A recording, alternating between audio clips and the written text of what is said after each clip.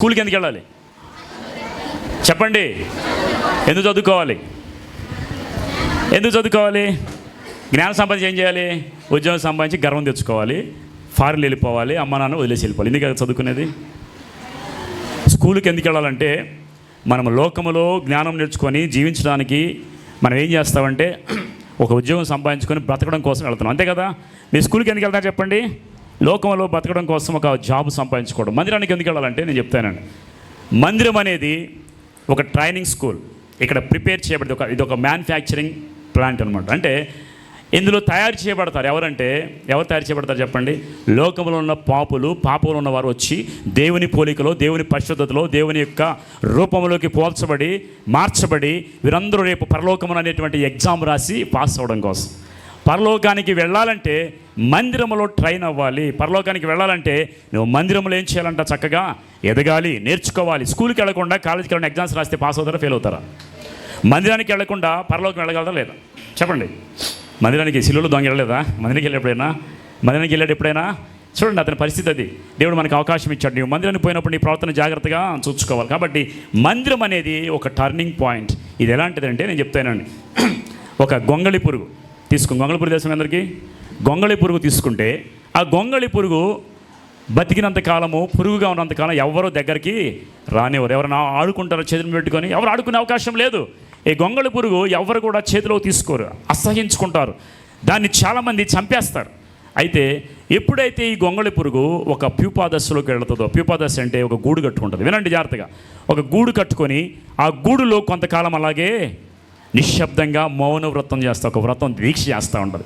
దీక్ష చేసిన తర్వాత ఎప్పుడైతే దాని దీక్ష కంప్లీట్ అవుతుందో, ఆ బయటికి రాగానే 2 రెక్కలు ధరించుకొని చక్కగా ఎగురుకుంటూ పైకి. అంటే దీని అర్థం ఏంటంటే, ఇంతకుముందు ఉన్నటువంటి పాపపు స్థితి, ఇంతకుముందు ఉన్నటువంటి లోకపు స్థితి అంతా మార్చబడాలంటే ఒక గూడులోకి వెళ్ళిపోవాలి. ఆ గూడులో నువ్వు నేర్చుకొని ట్రైనింగ్ అయ్యి చక్కగా నలగొట్టబడి నువ్వు అందులో బాగా మార్పు చెందబడిన తర్వాత ఎప్పుడైతే నువ్వు బయటకు వస్తావో 2 రెక్కలు ధరించుకొని చక్కగా పరలోకానికి ఎగిరిపోతావు. ఇంతకుముందు ఎవరైతే నిన్ను చేదరించారో, ఇంతకుముందు ఎవరైతే నిన్ను దూషించారో, ఎవరైతే దగ్గరికి రానివ్వలేదో వారందరూ నీ వెంటబడతారు. సీతాకోకచిలుక వెంటబడతారు లేదా? గొంగళి పురుగు రానివారు, కానీ ఒక సీతాకోకచిలుకను మాత్రం వెంటబడి తెచ్చుకుంటుంది. దాని అర్థం ఏంటంటే ఒక ట్రైనింగ్ పీరియడ్లో మార్పు చెందాలి, ట్రాన్స్ఫార్మ్ చెందాలి. మనం అందులో రూపాంతరం చెందాలి. మందిరం కూడా అలాంటిదే. దేవుని యొక్క పరలోక రాజ్యానికి వెళ్ళాలంటే, పాపస్థితి పోగొట్టబడాలంటే నువ్వు మందిరంలోకి వచ్చి కొంతకాలం ప్రార్థన చేసి వాక్యం నేర్చుకొని ప్రార్థించి మన స్వభావాన్ని మార్చుకొని, మన పరిస్థితిని మార్చుకొని మనము పరలోకానికి అర్హులుగా మార్చబడ్డానికి ఒక మంచి స్థలమే చెప్పండి ఏంటంట? మందిరము. అర్థమవుతుందా? మందిరానికి టైంపాస్ కోసం రాకూడదు. మొదలుపెట్టుకోండి. అసలు మందిర ప్రాముఖ్యత గురించి నేను చెప్తాను ఇప్పుడు.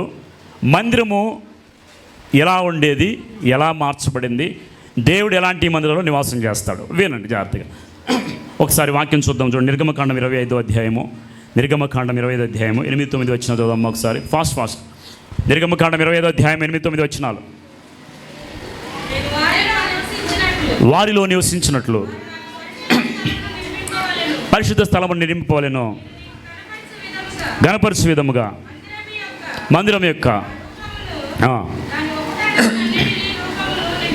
చాలమ్మ వినండి. నేను నివసించడానికి దేవుడు ఏమన్నాడు? ఒక మందిరాన్ని నిర్మించమన్నాడు. వినండి, ఇప్పుడు ఫస్ట్ దేవుడి నివాసం ఉండడానికి మోషే కాలంలో ప్రత్యక్ష గుడారాలు వేశారు. వినండి, ప్రత్యక్ష గుడారంలో దేవుని మందసము, పలకలు, అహరోను కర్ర, చిగురించిన మన్న ఇవన్నీ పెట్టేసి దాన్ని ఒక పరిశుద్ధ స్థలంగా పెట్టి గుడారాలు వేసాడు. మందిరం లేదప్పుడు, గుడారాలు వేయబడినప్పుడు తర్వాత కొంతకాలానికి దేవుడు ఆ ప్రత్యక్ష గుడారంలో మనసు ద్వారా ఉండేవాడు. తర్వాత దేవుడు మందిరాన్ని కట్టించడానికి పూనుకున్నది ఎవరు చెప్పండి? దేవుని మందిరాన్ని కట్టించాలనుకున్న రాజు ఎవరు? దావీదు. కట్టించాడా లేదా? చక్కగా కట్టించాడు లేదా? కట్టించలేదు. ఎందుకని? దావీదు మందిరాన్ని కట్టడానికి ఇష్టపడితే దేవుడు అన్నాడంటే, ఇదిగో దావీదు, నీ చేతుల నిండా రక్తము బాగా అంటి ఉంది, యుద్ధాలు చేసి చంపేశావు, కాబట్టి నీ చేతులతో నా మందిరాన్ని మాత్రము కట్టించనేరను, నీ కుమారుడైనటువంటి సొలొమోను ద్వారా నేను కట్టిస్తానంటే ఇప్పుడు దేవుడు దావీదుని ఏమని పిలిచాడంట? నా హృదయానుసారుడు. హృదయానుసారుడు అంటే అర్థం ఏంటంటే, వాక్యం వినాలి, పిల్లలు కూడా అడుగుతా తర్వాత. హృదయానుసారుడు అంటే నా హృదయము ఎరిగినవాడు, దేవుని హృదయం ఎరిగినవాడు. దావీదు ఏం చేశాడు? దేవునికి ఒక ఇల్లు కట్టాలి. మీకు ఇల్లు కట్టుకుంటారు, మీకు 2 స్టేర్లు 3 స్టేర్లు కట్టుకుంటారు, కార్లు కొనుక్కుంటారు, లగ్జరీగా ఉంటారు, కానీ దేవునికి ఇల్లు కట్టాలనే మాట దావీదుకే ఆలోచన వచ్చింది. అందుకే నా హృదయం ఎరిగిన వాడు దావీదు. అందుకని దావీదు ఆ మాట చెప్పింది, దేవుడు ఆ మాట చెప్పిన తర్వాత దావీదు ఆ మందిరానికి కావాల్సిన సమస్తాన్ని, బంగారము, వెండి, వెలగల రాళ్ళు, వెలగల కొయ్య చెక్కలు అన్నిటిని సమకూర్చి ఒక పొలాన్ని కొన్నాడు. అరోన కళ్ళం తెలుసు మీకు? అరోన కళ్ళం అంటారు దాన్ని. ఒక పొలాన్ని కొని దావీదు ఆ పొలాన్ని సొలొమోనుకి ఇచ్చిన మందిరం కట్టమని. ఈరోజు అలెక్సా మసీదు ఉంది యెరూషలేము ప్రాంతంలో. నేను వెళ్ళినప్పుడు యెరూషలేములో దేవుని మందిరం ఉన్న చోట ఇప్పుడు ఒక మసీదు ఉంది. అది వాళ్ళు కట్టుకున్నారు. అది దాదాపు 14 ఎకరాస్ ల్యాండ్, 14 ఎకరాల స్థలం. అది దావీదు కొన్నాడు. దాని దస్తావేజులు ఎక్కడ తెలుసా? బైబిల్ గ్రంథంలో అరోన కళ్ళమునందు దావీదు పొలము కొని అది సొలొమోనుకి మందిరం కట్టడానికి ఇచ్చాడు. ఎప్పుడైతే మందిరం కట్టడానికి ఇచ్చాడో ఆ మందిరాన్ని తర్వాత కట్టిన తర్వాత వీళ్ళు చెదిరిపోయిన తర్వాత, ఎవరు యూదులందరూ చెదిరిపోయిన తర్వాత ఆ మందిరం ఖాళీగా, ప్లేస్ అంతా ఖాళీగా ఉన్నప్పుడు చుట్టుపక్కల ఉన్నటువంటి అరబ్బీలు చాలామంది ఉన్నారు. చుట్టుపక్కల పాలస్తీనా వాళ్ళు, తర్వాత చుట్టుపక్కల ఎవరున్నారు? ఈ ఇజ్రాయెల్ పక్కన మీకు తెలియదు ఎవరున్నారు? గాజా, పాలస్తీనా, ఏమేన్, తర్వాత ఓమన్, ఇవన్నీ ప్లేసులు ఉన్నాయి సరా. ఈ కంట్రీస్ అన్ని అరబ్బీలందరూ ఏం చేస్తారంటే వీళ్ళు వెళ్ళిపోయిన తర్వాత ఖాళీగా ఉంటాను చూసి దేవుని మందిరాన్ని పడగొట్టేసి అల్ అక్సా మసీద్ కట్టించుకున్నారు. ఇప్పుడు ఏనండి, సొలొమోను మందిరాన్ని కట్టింది, దేవుని మందిరాన్ని కట్టింది సొలొమోను. దేవుడు అన్నీ సమకూర్చి ఈరోజు కనుక ఆ సొలొమోను కట్టిన మందిరాన్ని ఒకసారి కౌంట్ చేస్తే 1,00,000 కోట్లు వస్తుందంట. అమ్మ వినండి, ఎన్ని కోట్లు? మనం ఏదో చిన్న చిన్న మందిరాలు కట్టుకుంటున్నాం, కానీ సొలొమోనుకు కట్టిన మందిరము దావీదు సమకూర్చింది అక్షరాల 1,00,000 కోట్లు పైమాట. బంగారంతో పొదగబడి ఉంటుంది అంతా, మీకు తెలుసా? అలాంటి మందిరాన్ని దేవుడు ఎంచుకొని కట్టుకున్నాడు. ఫస్ట్ ప్రత్యక్ష గుడాలను నివాసం చేశాడు, తర్వాత మందిరాన్ని కట్టుకున్నాడు. 587 బీసీ. బీసీ అంటే ఏంటి చెప్పండి? Before Christ. ఏడి అంటే ఆఫ్టర్ క్రైస్ట్ కాదు, అన్నా డోమిని అంటారు. Before Christ BC. ఏసీ తర్వాత బీసీ అంటే బిఫోర్ క్రైస్టా? ఏసీ అంటే ఏడి అంటే అన్నడోమని. అంటే వినండి, యేసుక్రీస్తు పుట్టినది ఇక్కడ మధ్యలో పెడితే వినండి, ఇటువైపు ముందు ఉన్నదంతా క్రీస్తు పూర్వము, ఇటువైపు తర్వాత ఉన్నదంతా క్రీస్తు యొక్క శకము. అయితే ఆ మందిరాన్ని కట్టించిన తర్వాత 587 బీసీలో కట్టించిన తర్వాత ఆ మందిరాన్ని తర్వాత కొల్లగొట్టేశారు. నెబుకద్నెజరు వచ్చాడు తెలుసు మీకు?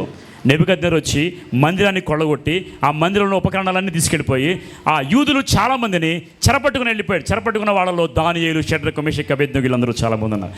మందిరంలో ఉపకరణాలన్నీ, ఇక బల్లారాధన ఇచ్చే పాత్రలు, దేవునికి ఏర్పాటు చేసిన పాత్రలు తీసుకెళ్ళి వైన్ తాగాడు ఒక రాజు. ఆ రాజు పేరేంటి? బెల్షాజర్.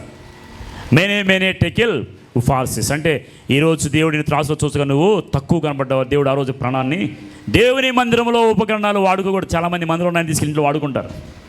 వినండి జాగ్రత్తగా, మందిరంలో ఉన్నాయని ఉపయోగపడుతున్నాయి కానీ ఫ్యాన్లు, ప్లేట్లు, బేషన్లు ఏవి ఉంటాయి అన్నీ తీసుకెళ్ళి ఇంట్లో పెట్టుకొని కాళ్ళకు ఒకటి తలగొట్టి పెట్టుకొని సంతోషంగా ఎంజాయ్ చేస్తూ ఉంటారు. దేవుని మందిరాల్లో దేన్ని కూడా మీరు తాగడానికి వీలు. బెల్షాజర్ అలాగే చేశాడండి. వైన్ పోసుకొని తాగుతున్నాడు, శాపం వచ్చేసింది. బెల్షాజర్ ఆ రోజు చనిపోయాడు. చేతి వ్రాత వచ్చి రాసినప్పుడు అతనికి మరణం వచ్చేసింది. కాబట్టి దేవుడు మందిరాల్లో నివాసం చేసిన తర్వాత మందిరం కొల్లగొట్టబడింది. కొల్లగొట్టబడిన తర్వాత జెరుబ్బాబేలు నాయకత్వం అప్పుడు ఎప్పుడంటే నెహెమ్యా తెలుసు మీ అందరికీ? నెహెమ్యా గోడలు కట్టడానికి పర్మిషన్ తీసుకుని రాజు దగ్గర గిన్నె అందించేవాడు.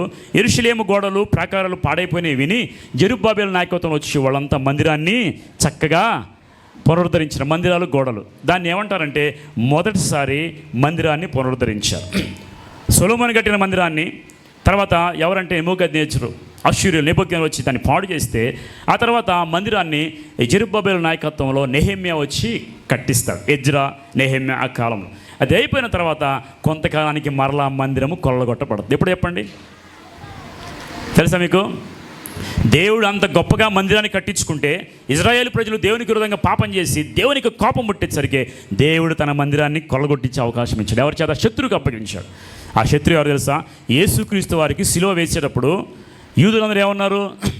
సిలువేయండి, సిలువేయండి, సిలువేయండి అంటే ఆ పిలాతు అంటాడు, ఈ పాపము నా మీద, నా బిడ్డల మీద ఉండడానికి వీలు లేదంటే వీళ్ళు ఏమంటారు? ఆ పాపము మా మీద, మా పిల్లల మీద మాటలే అనుకున్నారు. తన నోటితో వాళ్ళ శాపాన్ని వాళ్ళే తెచ్చుకున్నారు. ఎప్పుడైతే ఈ పాపం మా మీద మా బిడ్డల మీద ఉండగా కానీ అన్నారు, యేసుక్రీస్తు చనిపోయి తర్వాత తిరిగి లేచిన తర్వాత క్రీస్తు శకము 70 సంవత్సరం AD 70 సంవత్సరంలో టైటస్ అనే ఒక రాజు వచ్చాడు.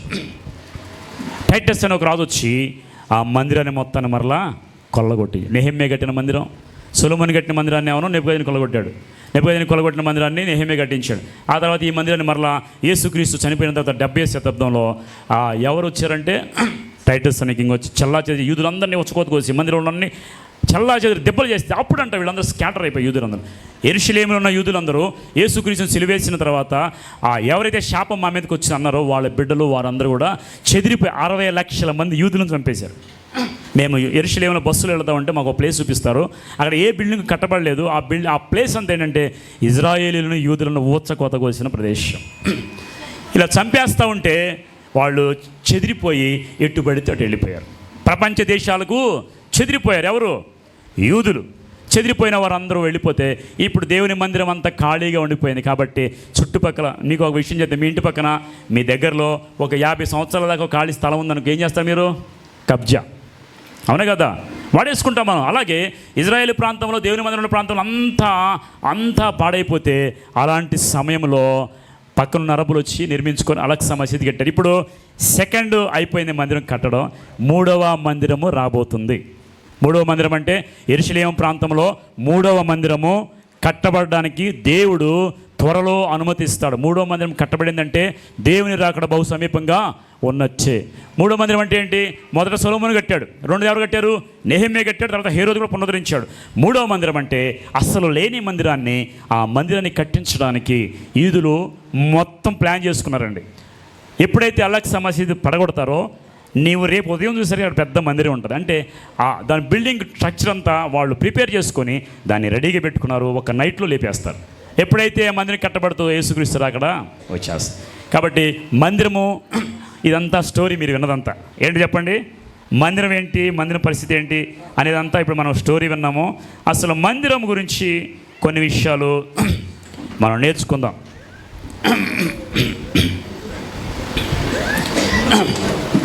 అంకుల్ పైకి వచ్చేయండి మీరు.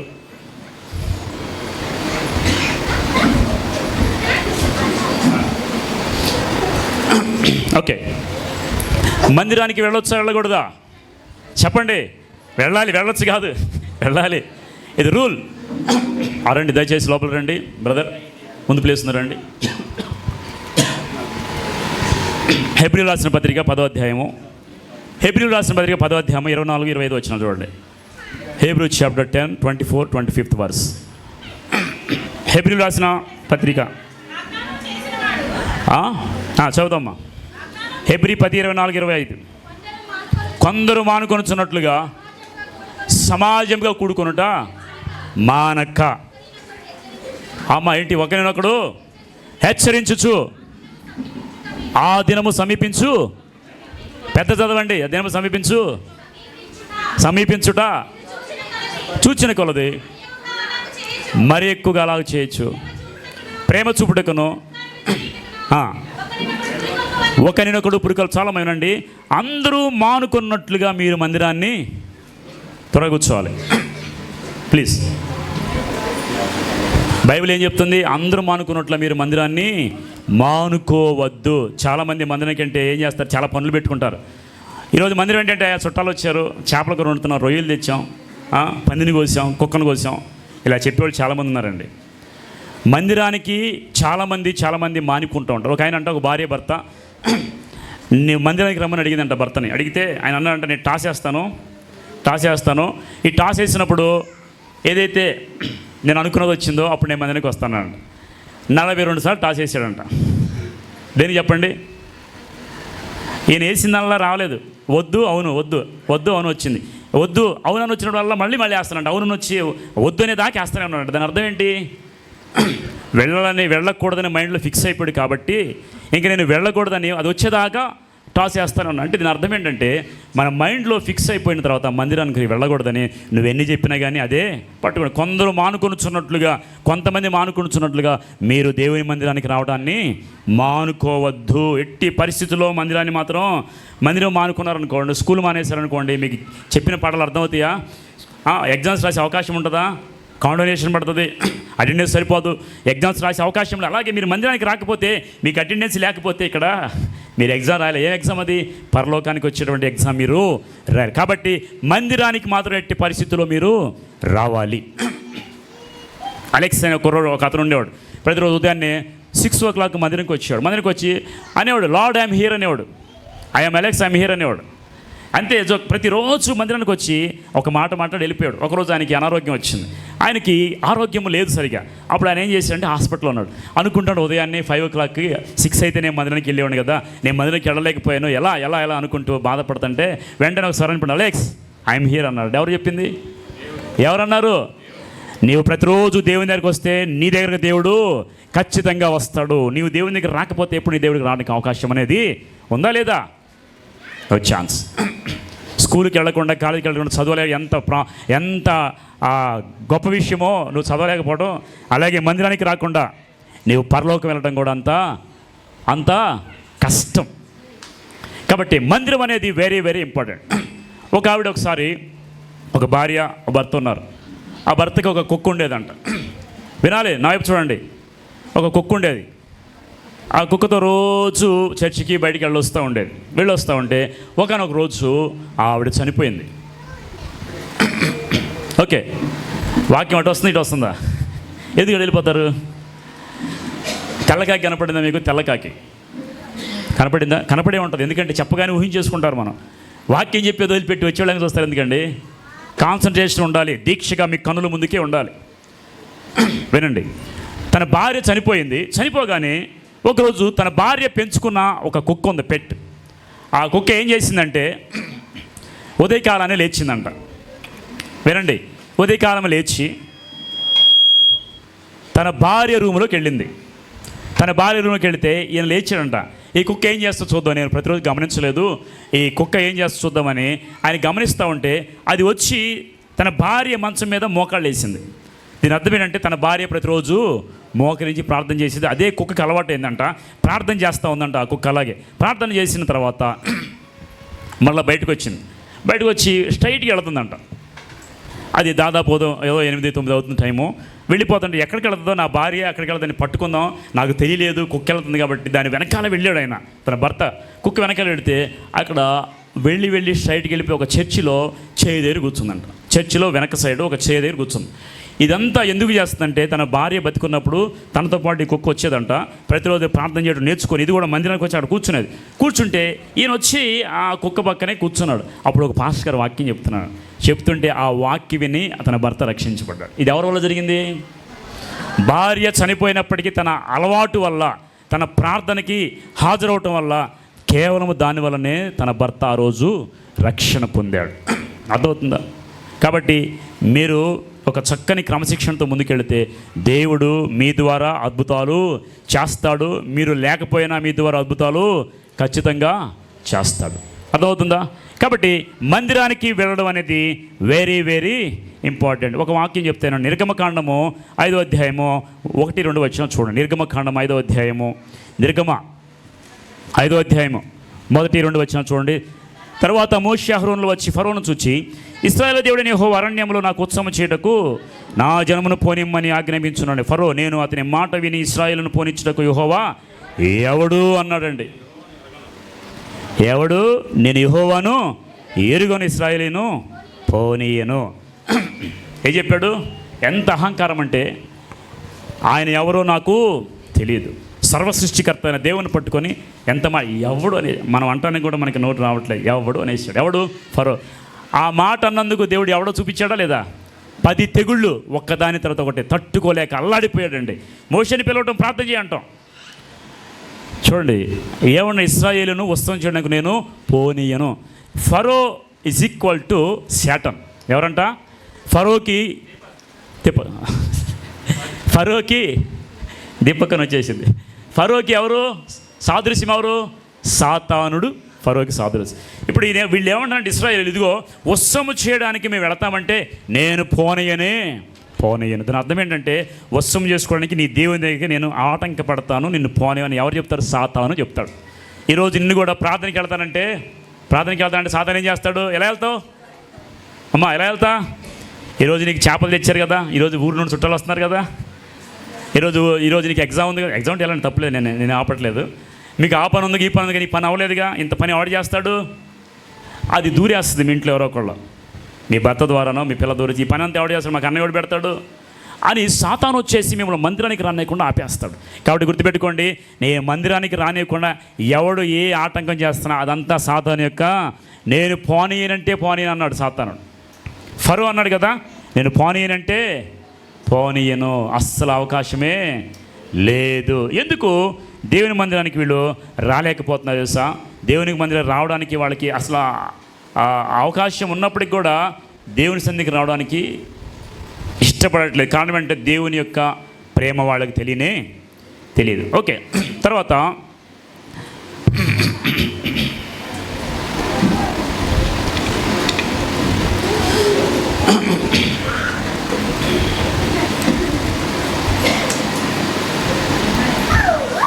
ఓకే, సంఘములో ఏమి ఉంటాయో ఒకసారి చూద్దాము. అపోస్తుల కార్యాలు 2:42 చూడండి. నేను త్వరగా ముగించేస్తాను, ఇంకా 10 మినిట్స్లో నేను వాక్యం ముగించేస్తాను. మనం బల్లరానికి వెళ్ళిపోదాం.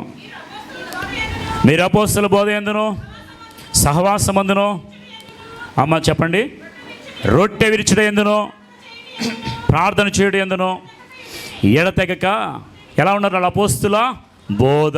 వినండి, బయట చాలా బోధలు ఉన్నాయి. ఏమైనా తెలుసా మీకు? బయట చాలా బోధలు ఉన్నాయి. ఏదైనా తోటలో ఒకటే పండు, అవ్వాదాము పడిపోవడానికి. అర్థమవుతుందా? ఏదైనా తోటలో ఒకటే పండు ఉంది, అవ్వాదును పడేసింది. ఈరోజు మీరు బయటకు వెళితే ఒక్కొక్క మూలన ఒక్కొక్క పండు. ఎన్ని పళ్ళు ఉన్నాయో తెలుసా?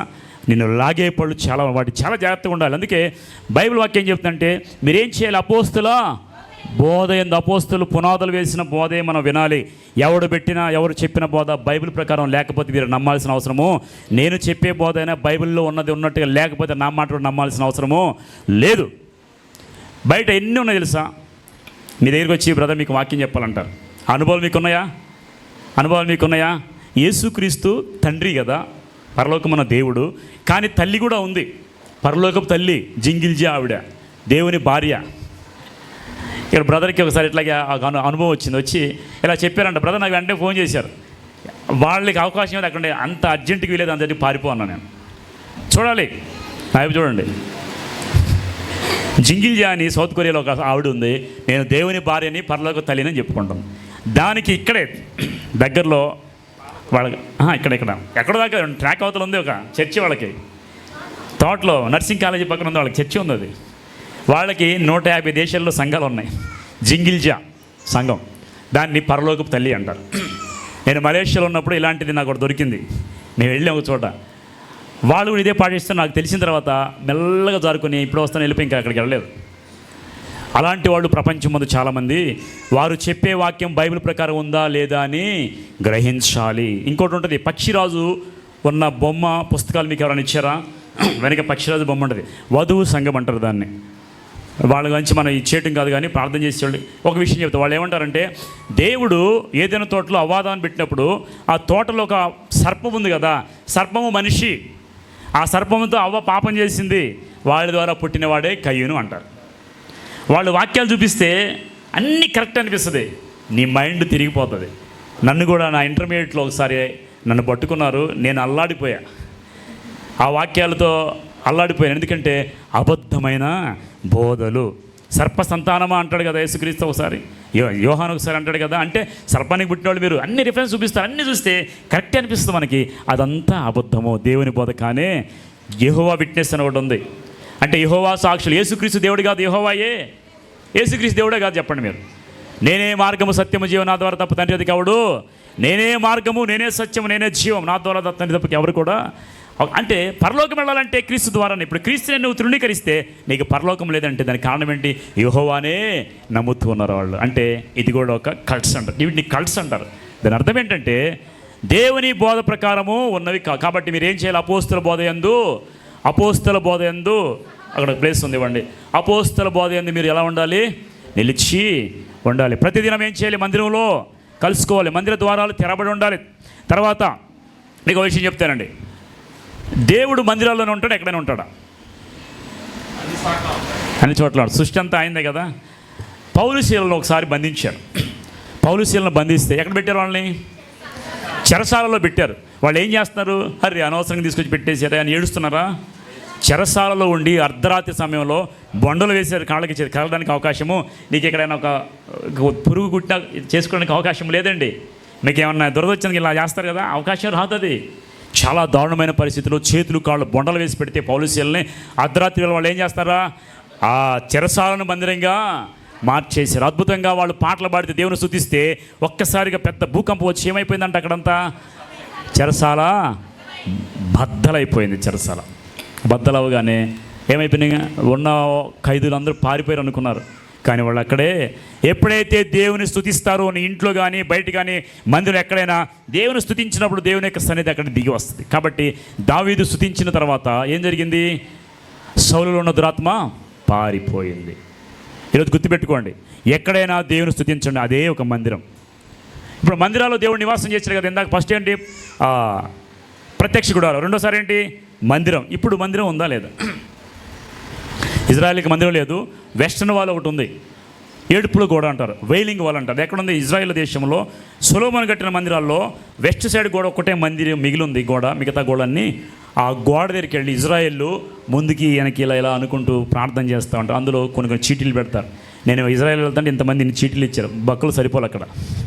అందరూ మనలాగా ప్రపంచంలో వచ్చి వాళ్ళందరూ ప్రార్థన చేయాలి. ఎందుకంటే దేవుడు ఈ మందిరం చేసే ప్రార్థన మీద దేవుడు వింటాడు అని దేవుడు వాగ్దానం చేశాడు. కాబట్టి అక్కడ నుండి ప్రపంచవ్యాప్తంగా వచ్చి అందరూ ప్రార్థనలు చేస్తూ ఉంటారు.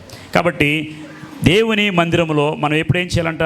మందిరం ఆ పరిస్థితిని తీసుకోవాలి. ఎక్కడైనా జైలైనా, ఇల్లు అయినా, ఎక్కడ మీరు ఉన్నా కానీ అక్కడ మందిర ఆవరణను తీసుకురావాలంటే మీరు పాటల ద్వారా స్తుతించి దేవుణ్ణి ఆరాధించాలి. వాళ్ళు ఏం చేశారు? ప్రతిదినం ప్రార్థనలో కూడుకున్నారు. ఏం చేశారంట? ఏక మనస్కులై ఉన్నారు. ఫస్ట్ ఎలా ఉన్నారు వాళ్ళు? మందిరంలో ఏక మనస్కులై ఉన్నారు. తర్వాత ప్రతిదినం వారు ఏం చేశారు? సహవాసమందును రొట్టె విరిచే. సహవాసం అంటే ఫెలోషిప్. నేను మందిరానికి ఎందుకు వెళ్ళాలని మీరు అనుకోవచ్చు. మందిరానికి ఎందుకు వెళ్ళాలంటే ఒక దేవుని యొక్క సహవాసము దొరుకుతుంది. ఎక్కడా లేనిది దేవుని యొక్క మందిరంలోనే సహవాసం నీకు దొరుకుతుంది. కాబట్టి సహవాసమందును రొట్టె విరుచుట ఎందును ప్రార్థన చేయడం ఎందును ఎడతెగక అంటే ఏంటండి? అది ఎందుకు ప్రార్థన ఎందుకు పెడుతున్నారండి మీరు? పని పాట ఏం లేదా అనుకుంటారు చాలామంది. ఎడతెగక ప్రార్థన చేయని బైబిల్లో వాక్యం ఉంది. కాబట్టి వాక్య ప్రకారం మీరు ఏం చేయాలంటే ఎడతెగక ప్రార్థనలు చేయాలి. కాబట్టి అనుదినము 2:47 చదవమ్మ. అపోస్తలుల కార్యం 2:47.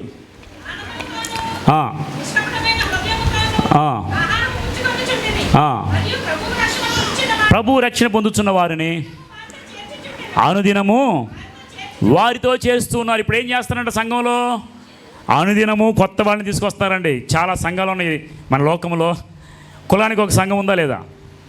ఆ సంఘానికి ఆ కులస్తులు తప్ప ఏ కులం వెళ్ళకూడదు. వచ్చి కూర్చుంటే ఎందుకు వచ్చావు నువ్వు, మీకు సంచి లేదా అంటారు. దేవుని మందిరము నా మందిరము సమస్త జనులకు ప్రార్థన. ఎవరికి చెప్పండి?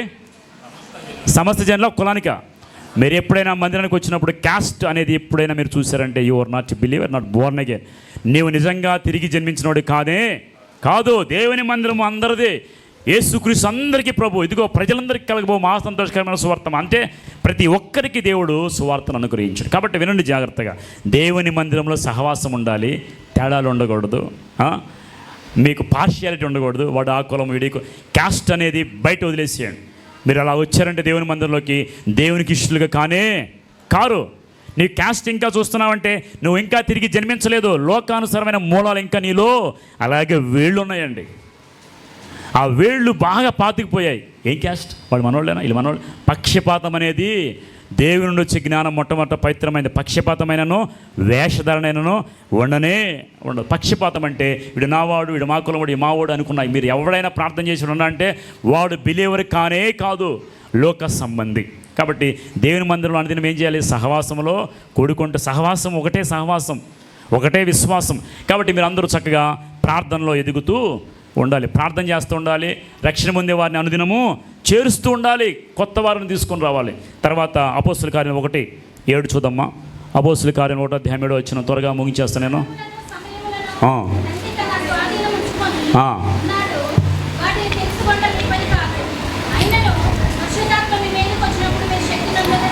17:11 చదవమ్మా. 17:11 చదువు. సారీ, అపోస్తుల కార్యం 17:11.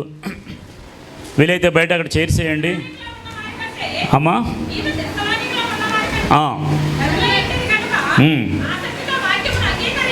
ఆసక్తితో వాక్యం అంగీకరించి సంగతులు అలాగ ఉన్నవో లేదో అని పరిశీలించి వాళ్ళు ఏం చేశారు?